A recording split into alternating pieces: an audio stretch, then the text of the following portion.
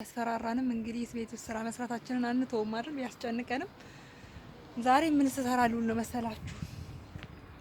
ይኸውላችሁ ይሄን እየቆፈርኩኝ ነው። ሽንኩርቴን አያችሁ? ባለፈው የተተከለው እስካሁን ድረስ አለ። ብዙም ጠንካራ አልነበረም ክረምቱ። ይሄን በሙሉ አስተካክላለሁ። የምታዩትን በሙሉ እቆፍራለሁ። ምንድነው አነሳለሁ። አረሙ እንደምታዩት ይሄን በሙሉ አስተካክየው ነው። እነዚህን አስተካክላለሁ ብያቸዋለሁ። አረሙን አውጥቻለሁ። እዛ ጥግ ድረስ ሁሉንም አወጣለሁኝ። በዛ በኩልም አለኝ ቆስጣ አለኝ፣ ይታያችኋል። ቀይ ስር ቆስጣ ምናምን ካሮቶች አሉኝ እዛ ጋር። እነሱን አልነካቸውም። አውጥቼ ስጨርስ ነው የምቀጥለው። እና እንደዚህ እያደረኩ ነው ያለሁት እላችኋለሁ። ቢያንስ አእምሮዬን ሀሳቤን ይዝልኛል ብዬ ማለት ነው። የባለቤቴ አባት ጣሊያን ነበረ፣ እሱ ቲሮ የሚባለው ቦታ ማለት ነው። ብዙ ቫይረስ በጣም የተሰራጨበት የሚባል ቦታ ነው እና ብዙ ሰዎች ወደዛ የሄዱ ሰዎች ብዙ ሰዎች ኢንፌክትድ ሆነዋል ወይም ተይዘው ነው የመጡት። ሰው ማሳል ነገር ጀምሮት ነበረ እና ትኩሳት ምናምን የለውም ግን ማሳል ጀምሮት አንድ ቀን ትኩሳት ነበረኝ ሲል በፍጥነት ካልሄድክ ብዬ ቸክቸክ አድርጌ እምቢ ብሎ ነበር። መጀመሪያ ላይ አስቸጋሪ ነው ትልልቅ ሰዎችን ወደ ሐኪም ቤት መላክ። ከዛ ፋይናሊ እንደምንም ብዬ ላኩኝ። ተመርምሮ መጣ። ፈጣሪ ይመስገን አልሐምዱሊላህ ነፃ ነው ተባለ። በጣም ደስ ብሎኛል አሁን ቢያንስ በሱ እንኳን አንድም ምክንያቱም እሱ ከያዘው ሁላችንን ይዘናል፣ ልጆቼንም ጭምር ማለት ነው። መትረፍ አንችልም ምክንያቱም ከሱ ጋር በጣም ያለን ቅርርብ ጥብቅ ነው። እና ደግሞ ከዛ ቀደም ቪዲዮ ለቅቄላችሁ ነበረ። ልክ እሱን ቪዲዮ አፕሎድ አድርጌ እንደጨረስኩኝ አፕሎድ አዝዤው እኔ ሌላ ስራ እየሰራው ነበረ። ይህን እየቆፈርኩ ነበረ እና እህቴ ደወለችልኝና ዜናውን ነገረችኝ። አዲስ አበባ አንድ ጃፓናዊ እንደተያዘ ማለት ነውና በጣም ነው የደነገጥኩት። ምክንያቱም ይሄ ሰውዬ ወረድ ኢትዮጵያ ውስጥ ገብቶ ረጅም ጊዜ ቆይቷል አይደል? አመታት ቆይቷል። በዛ መካከል የተነካካቸው ሰዎች ሁሉ ይኖራሉ፣ ሴቶች ሁሉ ሊኖሩ ይችላሉ። መቼም ገብቷቸዋል ምን ለማለት እንደፈለኩኝ። የኛ ሀገር ደግሞ ህይወት አስቸጋሪ፣ የምናውቀው ሰው ላይ ብዙም እንትን አንልም፣ አንጠነቀቅም። ስለዚህ በጣም የሚያስፈራ ነው አሁን ባለው ሁኔታና አማራጩ ምንድነው? ሁሉም ሰዎች የተቻላቸው አቅም ሳይንቀሳቀሱ በተለይ ከዛ ሰው ጋር እሱ የሄደበት አካባቢዎች ላይ ያሉ ቦታዎችን ትንሽ የማጥራት ስራ መስራት ጥሩ ይመስለኛል። ከሱ ጋር የተገናኙ ሰዎች ደግሞ ራሳቸውን አገተው የተወሰነ ጊዜ ያው 2 ሳምንት ካልሆነ ህመሙ ስለማይታይ ማለት ነው ማሰራጫታቸው ግን አይቀርም እና ግን በጣም ያስፈራል። ምናልባትም እስካሁንም ባለፈውም እያልን ነበር ከህቴ ጋር ምክንያቱም ሙቀት ብቻ ተለክቶ ነው የሚገባው። ከዛ ሙቀቱ የጨመረ ሰው ብቻ ነው ቼክ የሚደረግ ወይም ተወስዶ ምርመራ የሚደረግለት። ስለዚህ ሙቀት ደግሞ የሚያሳየው ከ2 ሳምንት በኋላ ነው፣ ማሰራጨቱ አይቀርም። ስለዚህ በሱ ብቻ ሳይሆን ሌሎች ብዙ የገቡ ሰዎች ሊኖሩ ይችላሉ፣ ገብተው ባጭር ጊዜ የወጡ ሰዎች ሊኖሩ ይችላሉ፣ ሀገራችን ማለት ነውና በደንብ መጣራት ያለበት ይመስለኛል። በእኛ ሀገር ነባራዊ ሁኔታ በጣም አሳሳቢ ነው፣ ህዝባችንን ሊጨርስ የሚችል ነገር ነውና በጣም ነው የሚያስጨንቀኝ ይሄ ነገር። ምክንያቱም እኛ ሀገር እንኳን አይደለም ህመም ማስታገሻዎች አንቲባዮቲክስ ምናምን ተሰጥቶ ህክምና ሊደረግ ቀርቶ እዚህ ራሱ ውጥረት ሊፈጠር ይችላል ተብሎ ስጋት አለ በጣም። እና እውነት ለመናገር ደግሞ ውጥረት ተፈጥሯል። ለምሳሌ አንቲ እንደሚባለው ዲስኢንፌክሲዮን ሜትል ወይም አንቲ ባክቴሪያል አንቲ እንደሚባለው ይሄ ጸረ ተዋሲያን መግደያ ማለት ነው ፈሳሽ የለም።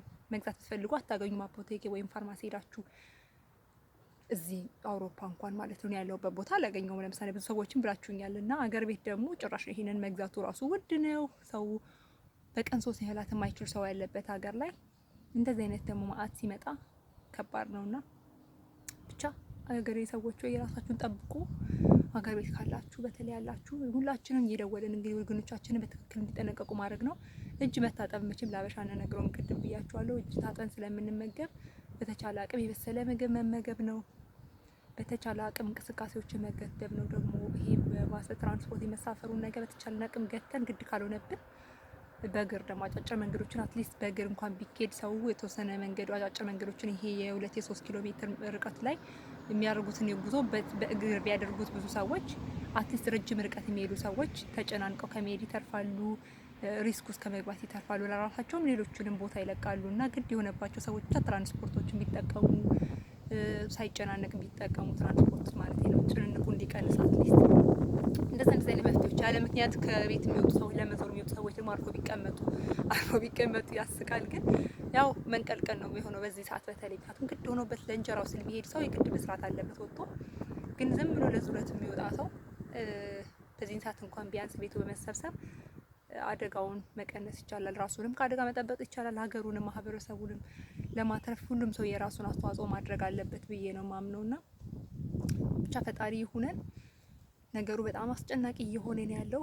የዓለማችን ስጋት ሆኗል። እንግዲህ እዚህ ብያቸዋለሁ ቅድም 70% ድረስ ህዝቡ ሊያዝ ይችላል ተብሏል። እንግዲህ ሊሰራጭ ይችላል፣ ግን ፍጥነቱን ለመግታት ነው አሁን ከቤት እንዳንወጣ ከቤት እንዳንወጣ ሳይሆን ልጆች ትምህርት ቤት እንዳይሄዱ ተከልክለዋል 2 ሳምንት። ከዛ በኋላ 2 ሳምንት ሌላ ራሱ ስለሚዘጋ የኦስተፌሪያን ይባላል ወይም የፋሲካ ተብሎ ስለሚዘጋ 2 ሳምንት ከዛ በኋላ እንግዲህ በተጨማሪ እንግዲህ የተወሰነ 4 ሳምንት እንደዚህ ወር አካባቢ የትምህርት ቤት እንቅስቃሴዎች ይገታሉ ማለት ነው።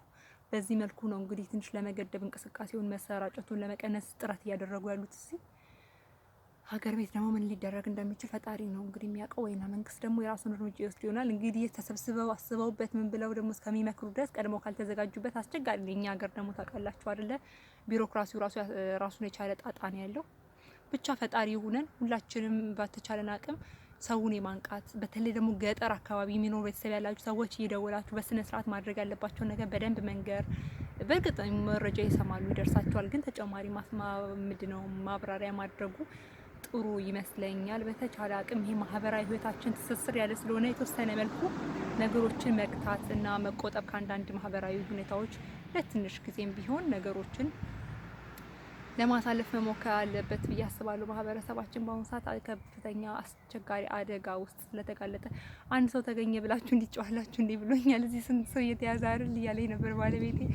ግን ያለውን ነባራዊ ሁኔታ እናውቃለን እና ያ ልክ ነሽ ለነገሩ እውነትሽን ነው አለ በኋላ ላይ ሲያስበው። በጣም አስቸጋሪ ነው የሚሆነው። ግን ቢሆንም ያው ማስተና አይሆንም፣ ሙሉ በሙሉ ማስቆም አንችልም። ይሄ ነገር ዓለምን ማዳረሱ አይቀርም። ወረርሽኝ ነው ዓለም ሙሉ ማዳረሱ አይቀርም። ግን አትሊስት ፍጥነቱ ዝግ ያለ እንኳን ከሆነ ሰዎቹን ለመርዳት የያዙትን ሰዎች እንኳን አትሊስት ለመርዳት የሕክምና እርዳታ ለማድረግ ጊዜ ፋታ ይሰጣል። ቢያንስ ሁሉን በአንዴ አይሆንም ማለት ነው። ባለፈው አሁን ቅድም የባለቤት አባት ሲነግረኝ ነበርና ምንድነው ይሄ ልክ እንደዚህ አይነት እንደ ኢንፍሉዌንዛ አይነት የስፔን ኢንፍሉዌንዛ የሚባል ነበር አሉ። በጣም በሚሊዮን የሚቆጠሩ ሰዎች ናቸው የሞቱት። 1900 ስንት ነበር ያለኝ ሲነግረን ነበር። አሁን ረሳሁትኝ ትክክል ቀኑን እሱም ራሱ አላስታውሰውም። ለነገሩ ግን በ1950ዎች ውስጥ ምናምን እና እንደዚህ በጣም ሚሊዮን ሰዎች የሞቱበት እንደዚህ አይነት ቫይረስ ነበረ፣ የጉንፋን መሰል እንደዚህ አይነት ኢንፍሉዌንዛ መሰል ልክ እንደ ኮሮና አይነት ማለት ነውና እንደዚህ አይነት ወረርሽኞች ዓለም ላይ ይፈጠራሉ። ያው እንግዲህ ምንም ማድረግ አንችልም፣ ፈጣሪ ካዘዘው። ግን እኛ ማድረግ የምንችለውን ያክል እስከ መጨረሻ ጥንቃቄ ማድረግ ነው። ከዛ ባለፈ ደግሞ እንትናን አውቀዋለሁ እንትናን አላውቀውም ብሎ ነገር የለም። ጥንቃቄ ሁሉም ሰው ላይ መሆን ያለበት፣ ቤት ውስጥ በተለይ ልጆችን ብከቱም የልጆች ምልክት ስለማይታይ ልጆች ላይ ቶሎ ወደ ህመም ስለማይደርሳቸው ቶሎ ሰውነታቸው ስለሚቋቋም እነሱ ስለሚያስተላልፉና ነገሩን ስለሚያራቡት አሁንም ቀድሞ ትምህርት ቤት የዘጉበት ምክንያት ያ ነውና ልጆች ላይ በተለይ ጥንቃቄ ማድረግ ያስፈልጋል። ልጆችን በደንብ ማሰልጠን ያስፈልጋል። ምን ማድረግ እንዳለባቸው ጥንቃቄ እንዲያደርጉ፣ ያገኙትን ነገር በየቦታው በየመንገዱ እንዳይመገቡ፣ እጃቸውን ሳይታጠቡ። ብቻ ፈጣሪ ሆነን አትሊስት እጅ መታጠብ ባህል ስላለን እኛ እሱ እንኳን ቢያንስ ይታደገናል ብዬ ተስፋ አድርጋለሁ። እና ደግሞ የበሰለ ምግብ ነው በብዛት የምንመገበው ኢትዮጵያ። መንገድ ላይ እየሄድን አንበላም። በርገር ምናምን እዚህ የተጠቀለለ ምግቦች እንደዚህ ፋስት ፉድ አንመገብም ኢትዮጵያ ውስጥ በብዛት ከተሞች አካባቢ እንጂ። ስለዚህ እሱ አትሊስት ይረዳል። ግን ደግሞ ገጠር እጅ መታጠቢያ እንኳን የሚሆን ውሃ፣ ንጹህ ውሃ የሌላቸው ማህበረሰቦች በጣም ብዙ ናቸው። ገበሬው ማህበረሰብ ጋር ስንገባ ያለውን እውነታ እናውቃለን። ምንም ማንደብቀው ማንዋሻው ነገር ነው አይደለ? ስለዚህ እሱ ደግሞ ከባዱ ነገር ስለሆነ የግንዛቤ ማስጨበጫ ነገሮቹ በደንብ መሰራት ያለባቸው ይመስለኛል። ብቻ ግን ያ አሁን እዚህ አስጨንቆኝ የነበረው አንዱ ያው የባለቤቴ አባት አስሎት ስለነበረ ምንድነው ብዬ ጨንቆኝ ነበር። እሱን አስታልኬ እንዲመረመር አድርጌያለሁ። ነፃ ሆኗል። በጣም ደስ ብሎኛል። እሱ ሲለቀኝ ዛሬ ደግሞ ኢትዮጵያ ገባ ተባለ።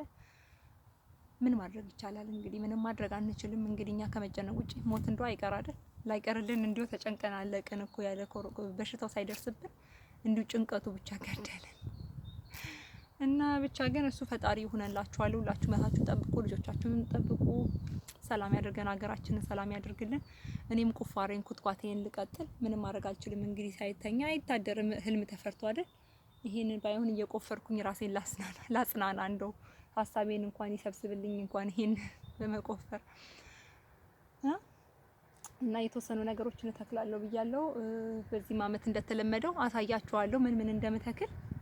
ሽንኩርቶች አሉኝ እዚህ ጋር አሁን ቀይ ስሮች አሉኝ የባለፈው አመት ስቲል ነው የቀረ ማለት ነው። ሰላጣ አለኝ እዚህ ውስጥ ደግሞ የዊንተር ሰላጣዎች አሉኝ። ትንንሽ ናቸው ገና ዘግይቼ የተከልኳቸው። አሁን ፀሐይም እየወጣ ስለሆነ በፍጥነት ይደርሳሉ። ሰላጣ መግዛት እናቆማለን ማለት ነው። ይህን ይመስላል እንግዲህ እያደረኩ ያለሁት ነገር እና ዝብርቅርቅ ብያለሁኝ። ፈጣሪ የሆነ ምንም ማድረግ አንችልም። ደህና ሁኑልኝ። መልካም ጊዜ ይሆንላችሁ።